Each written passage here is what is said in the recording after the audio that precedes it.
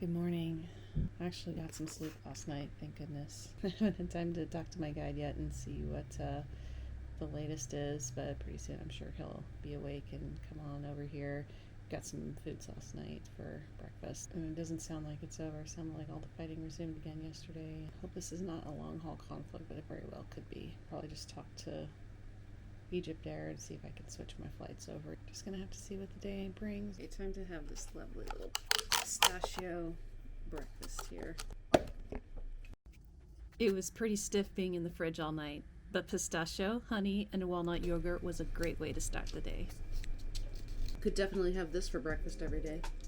We got on the road to look for the office that might let me change my tickets, as Egypt Air wasn't returning emails or WhatsApp messages. I'm sure they were totally overloaded with people in the same boat I was. I did learn something interesting.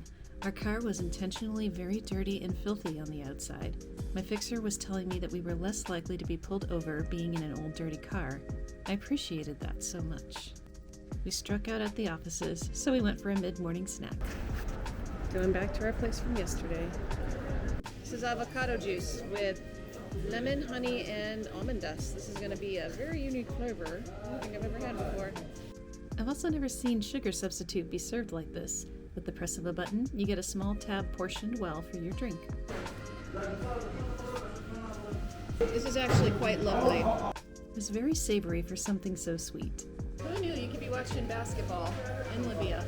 All right, Egypt Air contacted me and they offered to change my plane ticket for free out of Misrata, which is where I already am, and continue on my itinerary as planned. So after talking to my tour company and my guide, and I'm just going to leave tomorrow and go carry on from there. Misrata is very, very safe. I guess I'll be staying in Libya one more day. And I'm okay with it.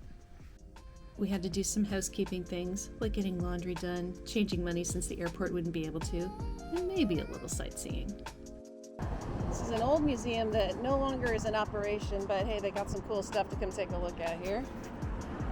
This is the now defunct Revolution Museum, containing old war relics from the Gaddafi Revolution. And it's just the regular people were using this to fight Gaddafi during the revolution. A lot of weaponry.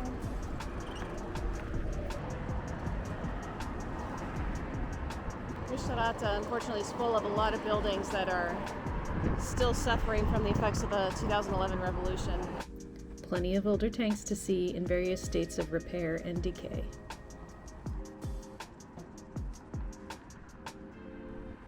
We also passed by a KFC that apparently is a decent Libyan knockoff, so of course I had to check that out for lunch. We are going to try Libyan Kentucky Fried Chicken. I find it hilarious that they call fried chicken Kentucky here in Libya. Not just here, in all restaurants. Fried chicken is Kentucky. It sure looked like they had many of the same items you might find in the States, with a few variations. The decor certainly seems fancier than what I remember at home, but I rarely go to KFC. I got a 3-piece meal with more rolls than I asked for, as well as some fries. You also get rice instead of mashed potatoes. The audio came out bad. It tasted very similar to the KFC in the States. Less greasy, but just as crunchy. The rolls were okay. The rice had some spice to it I couldn't quite put my finger on, but it was good. We spent the hot part of the day back at the apartments before heading back out to pick up my laundry and get supper as the sun went down. For supper, we were going to a new seafood restaurant in Misrata, the Shrimp House. You could pick your choice of catch. I joked with the guide that this was our fish market substitute since the war prevented us from seeing that in Tripoli. With the Mediterranean right here, I'm pretty comfortable that this was fresh, and those shrimp and calamari were calling to me. How cute with the lights. My guide definitely ordered me a spread that I was going to have trouble finishing. I forgot to record because these foods did require getting my hands very messy. I remember destroying that meal and feeling very full and happy when I left. We went back to the apartments for the night before making preparations to leave the country in the morning. Good morning. It's time to leave Libya. Got my ticket out of here and we're going to be heading to the airport in just a few minutes. I guess we got word that all of the embassies Germany, Italy, even Turkey, who said they were going to step in to help stop the war. Everyone's leaving, and they're coming out here to, is it Misrata to evacuate. This seems like the real thing. This country's heading to war again, and I'm really sad, really sad for all of them. Met a couple of really amazing people, my guide being one of them. Ugh. The planes are getting me. I have this sense of guilt that I get to leave, but my guide, for example, who risked his life to come to the front to pick me up, has to stay. Or his job is gone, is done. I'm scared for him. I'm scared for the civilians that I see on the TV.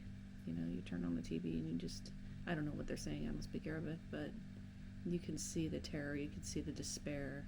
I shouldn't be surprised, but it's maddening to me. MSNBC, Fox, CNN, my local home news, there is not one mention of Libya. And even BBC didn't have anything to say about Libya. It's going to take a while to process the sliver of horror that I saw in Tripoli. And for the people who are stuck here that have to endure this, I am so sorry. I am so sorry. Nobody deserves this. Nobody deserves to live in terror. It's time to leave Libya. We made our way to the Misrata Airport. Surprisingly, not many people on the streets. The large amount of audible airplane traffic, I would have thought many more people would be around. I'm guessing this place isn't used to these kinds of crowds. They did a great job at getting us through.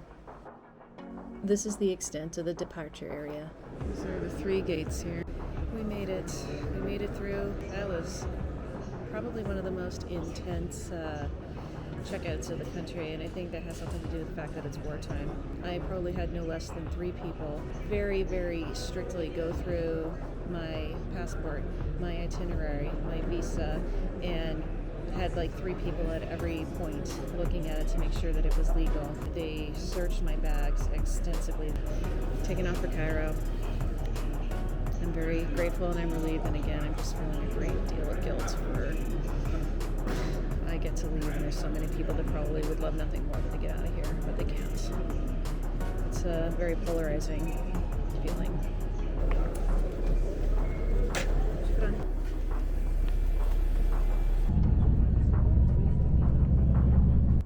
The tarmac does seem very full of extra planes. But this is the one I'm most excited to see.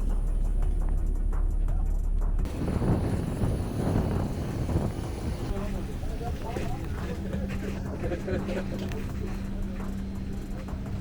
morning. I'm truly blessed. I really am blessed. I'm thankful and I'm grateful, and I know that there's a lot of people that are in much worse situations. Remember that, and I pray for them too. Everybody pray for them. This experience was one for the books. It reminds me how fortunate I've been on my travels so far, and I hope this serves as a lesson and reminder for those who choose to travel to countries like this. This absolutely could happen to you, and please do your research.